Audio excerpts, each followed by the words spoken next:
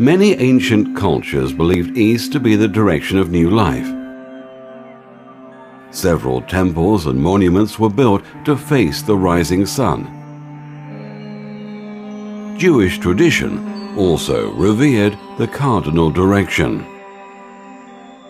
Man's first home, Eden, was situated in the east. The tents used by the tribe of Judah during the desert wanderings were oriented eastward, as was the gate of Solomon's temple.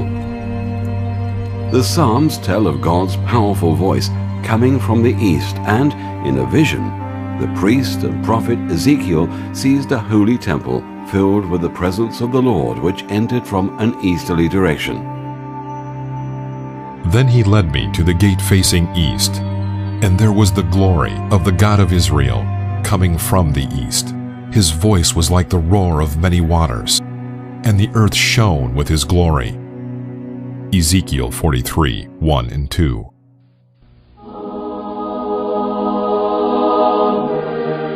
The early Christians also honored the east, as it was from the Mount of Olives to the east of Jerusalem that Christ ascended.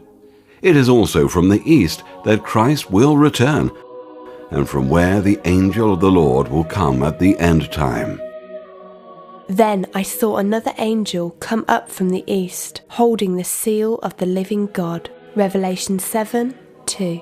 These scriptural narratives had a profound influence on Christian tradition and in the direction of Christian worship.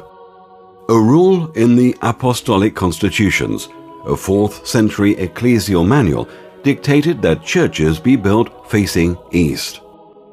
And first, let the building be long, with its head to the east. Let all rise up with one consent, and looking towards the east, pray to God eastward. Apostolic Constitutions, Book 2, Section 7. It became typical for the floor plans of Western churches, such as San Giorgio Maggiore in Venice, Italy, and the Cologne Cathedral in Germany, to resemble a cross facing east. The nave, where the people gather, forms the vertical post of the cross, while the transept is the horizontal beam. The altar is located in the apse, the top of the cross, which is at the eastern end of the church. For over 1,000 years, Mass was celebrated with the priest and people both facing east, ad orientem, towards the rising sun. Since the tabernacle was often reserved on the altar itself, facing east also meant that Mass was celebrated towards the Blessed Sacrament. Altars were built directly against the eastern wall of the apse, being that there was no need for space behind it.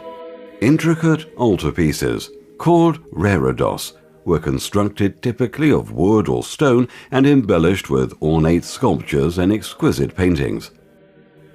After the Second Vatican Council, however, it became more common for the priest to celebrate Mass facing the people, or versus populum. In several churches where the altar was against the wall, it was moved forward, allowing the priest to celebrate facing the people. Alternately, if the existing altar was too distant, immovable, or for artistic reasons worth preserving, a second altar was constructed in front of the first. Today, the priest may face east or face the people. The two postures are equally valid, and meaning has been derived from both. When celebrated versus populum, the priest and people gather together as a community, with Jesus at the center. When celebrated ad orientem, the presider leads the pilgrim church towards the risen Christ.